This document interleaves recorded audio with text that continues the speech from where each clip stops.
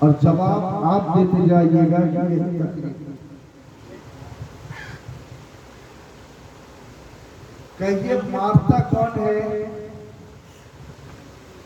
मारता कौन है? बोलिए। अल्लाह। जिलाता कौन है? खिलाता कौन है? रिस्क कौन देता है?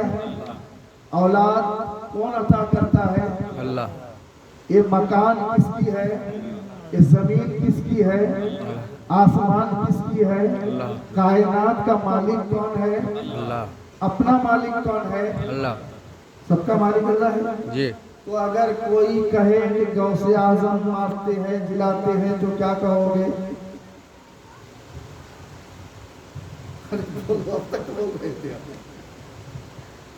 कोई कहे कि गौसे आजम मारते हैं जिलाते भी हैं तो क्या कहोगे?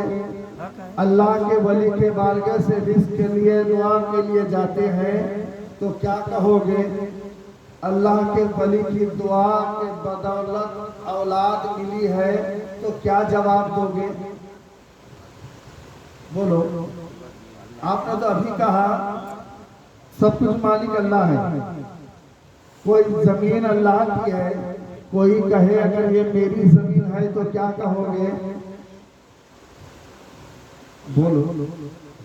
क्या कहोगे? जमीन अल्लाह की है, अल्लाह की जमीन में हक सभी का बराबर है तो आपकी जमीन बता दीजिएगा, वहां पर सब चले जाएंगे। अल्लाह की जमीन है फिर भी आप कहते हो ये मेरी जमीन है। औलाद अता अल्लाह ने किया है, आप कहते हो मेरी औलाद है। पता चल गया मालिक हकीकी तो वो है, लेकिन आपको मालिक बनाया है तो मालिक मजाजी बनाया है। यानी कुछ दिन के लिए, कुछ महीनों के लिए, कुछ सालों के लिए आप मालिक बने रहे, आपके बाद आपकी मिल्कियत फिर सुपुर्द हो गई आपकी औलाद पर। यानी आप जो मालिक हैं ये मिल्कियत आपकी कुछ दिनों के लिए बाकी है, आप फिर यहाँ से चले जाएंगे तो मिल्कियत लेकर नहीं जाएंगे, उसी कपड़े के साथ जाएंगे। जो एक फटीचर भी जाता है तो उसी कपड़े के साथ जाता है, अमीर भी जाता है तो उसी कपड़े के साथ जाता है, रईस आजम भी जाता है तो उसी कपड़े के साथ जाता है। जाने वाला चाहे कोई भी चाहे, दौलत का बाग साथ नहीं ले जाता है, दौलत साथ नहीं ले जाता है, शोहरत साथ नहीं ले जाता है, सब कुछ दौलत और जब जायदाद सब कुछ यही छोड़कर वही जाता है जहाँ सबको जाना हो। मालिक आप कैसे हुए? आप मालिक मजाजी, यानी कुछ दिनों के लिए आप मालिक हैं, मिल्कियत तब्दील हो गई। आपका बेटा कुछ दिन के बाद कहेगा ये जमीन मेरी है, बेटा जाने के बाद पोता कहेगा ये जमीन मेरी है ना? मालिक अल्लाह, मालिक अल्लाह, लेकिन आपको अल्लाह ने मालिक मजाजी बनाया है ना? तो औलाद खुदा देता है, लेकिन हम कभी मांगते हैं गौसे आजम की बारगाह से, कभी गरीब नवाज की बारगाह से, कभी मुजाहिद मिल्लत की बारगाह से, कभी ताहिर मिल्लत की बारगाह से, कभी नज़ीर मिल्लत की बारगाह से। चाहे वो हयात ज़ाहिरी में थे तब भी मांगते थे, और जब आराम फरमाने लगे अपने मज़ार मुक़द्दस पर तब भी मांगते है ना? लोगों को चीड़ तो इसी बात पर है, जलन तो इसी बात पर है। इसीलिए मैंने पहले आपसे सवाल किया है, ये जब खुदा करता है, जब एक बंदे करते हैं तो उन्हें क्या कहिए? उन्हें क्या कहिएगा? गौसे आजम 12 साल की कश्ती को 12 की समेत दरिया से निकाल रहे हैं। बोलो। जिला तो अल्लाह है। हजरत इब्राहिम अलैहिस्सलाम ने नमरूद से यही ना कहा था मेरा रब तो वो है जो मारता है जिलाता है? तो इब्राहिम अलैहिस्सलाम से नमरूद ने कहा था नमरूद मैं भी मारता हूँ, मैं भी जिलाता हूँ। देखो जिस कैदी को रिहा करना था उसको फांसी के फंदे में लटका दिया, और जिसको फांसी के फंदे में लटकाना था उसे रिहा कर दिया। देखो मारता मैं भी मारता जिलाता। तो उस वक्त हजरत इब्राहिम अलैहिस्सलाम ने दूसरा एटम बम डाला था कि कि नमरूद मेरा खुदा तो वो है जो पूरब से सूरज को निकालता है और पश्चिम में डुबोता है। मैं तुझे खुदा मान लूंगा जब पश्चिम से सूरज निकाल दे, है ना। इसलिए कि खुदा वही है जो पूरब से सूरज निकालता है, करता है और मशरिक में, मगरिब में, पश्चिम में डुबाता है। लेकिन हमने क्या देखा? हमने क्या देखा मकाम साहिबा पर? हज़रत अली की जब नमाज कज़ा हो गई, वाक़या आप जानते हो, मेरे आका सल्लल्लाहु अलैहि वसल्लम पश्चिम से सूरज को निकाल रहे हैं। सुभान अल्लाह, बोलो। हज़रत इब्राहिम अलैहिस्सलाम ने क्या कहा था कि मेरा खुदा वो है जो पूरब से सूरज निकालता है, पश्चिम में डुबाता है। मैं तुझे खुदा मान लूंगा अगर तू पश्चिम से सूरज निकाल दे। तो अरब में ये बात मशहूर थी कि जो पश्चिम से सूरज निकाल देगा वो खुदा होगा, है ना। मेरे सरकार में मकाम साहिबा में हजरत अली की जब नमाज को कज़ा हो गई, असर की नमाज, वो सूरज को मगरिब से निकाल दिया। अब आप क्या कहिएगा? जवाब आपके पास नहीं, लेकिन कुफ़ारे कुरैश ने यही मानने को तैयार हो गया मोहम्मद सल्लल्लाहु अलैहि वसल्लम ये तो नबी नहीं, माशाअल्लाह ये तो खुदा है। इनके इन सुबहात को दूर करने के लिए फिर वही नाजिल होती है, ए महबूब आप कह दे मैं तुम जैसे बशर, है ना।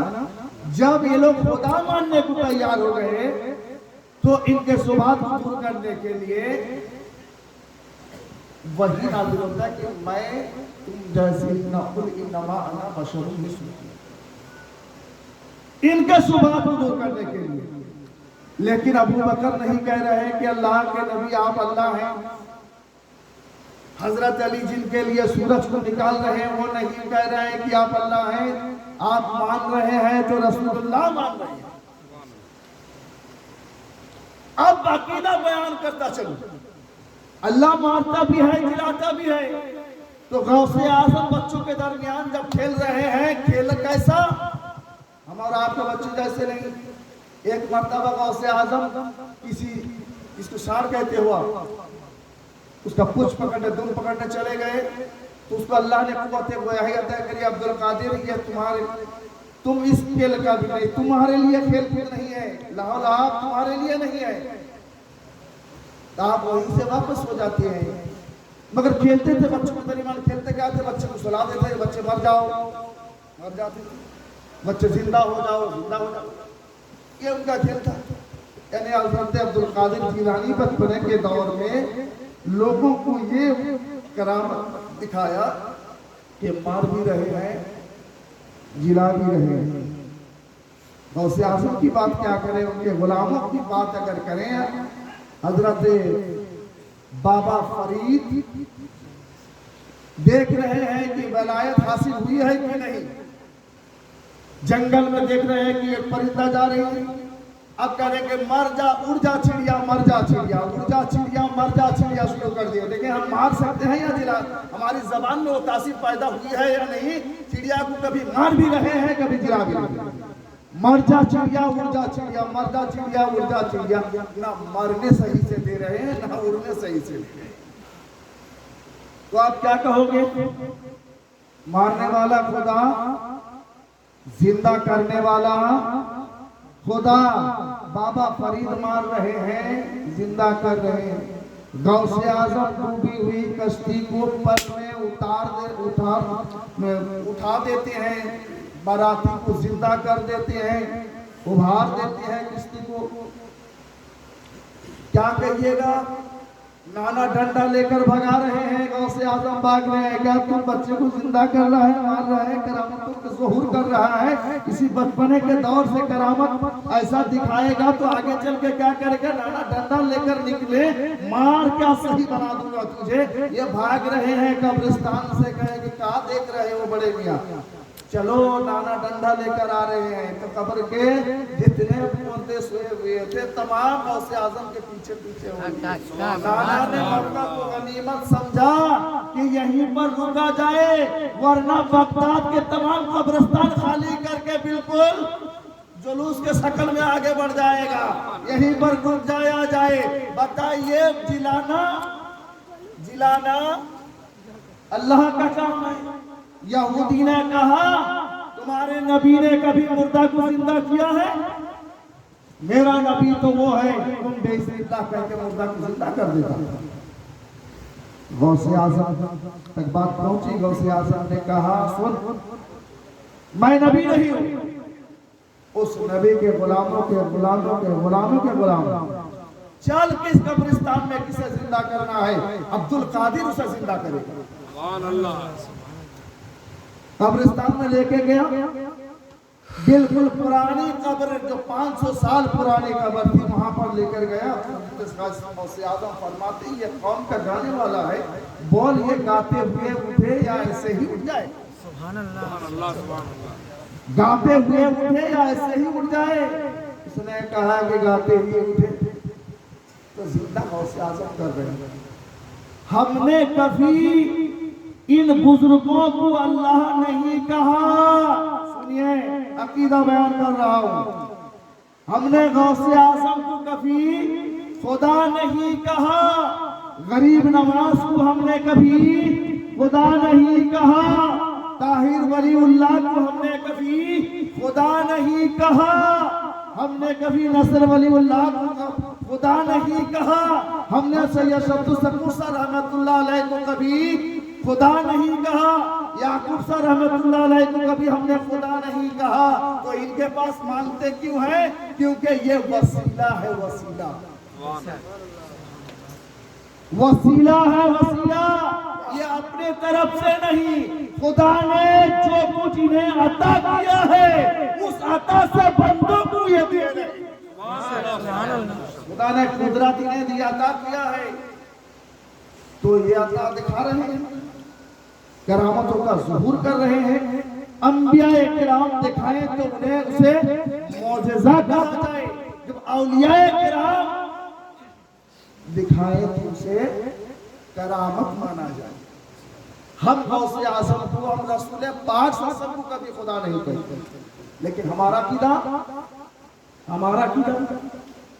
ये खुदा ने उन्हें कभी जुदा नहीं। इसीलिए शायर ने क्या ही अच्छा कहा है कि मैं मानता हूँ ऐ अकेली वालो मेरा मोहम्मदी खुदा नहीं है।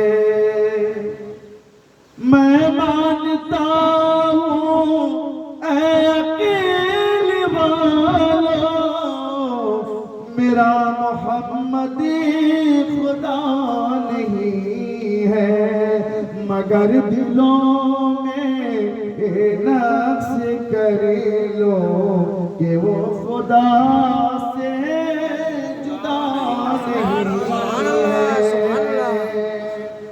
बस मैं अपने गुफ्तगू को यही समझ रहा हूँ। रात में भी आपने सुना और मुसलसल प्रोग्राम का वजह से तबीयत भी सुस्त है। दुआ करें कि आगे भी गाड़ी सही से बढ़ पाए। आमीन आमीन। इसलिए कि मुसलसल प्रोग्राम है, बीच में मेरे ख्याल से एक रोज बाकी है, एक दो रोज, वरना एकदम बिल्कुल 15 तारीख तक महीना भर कि मोहम्मद से वफा तूने तो हम तेरे हैं, ये जहाँ चीज है क्या आमीन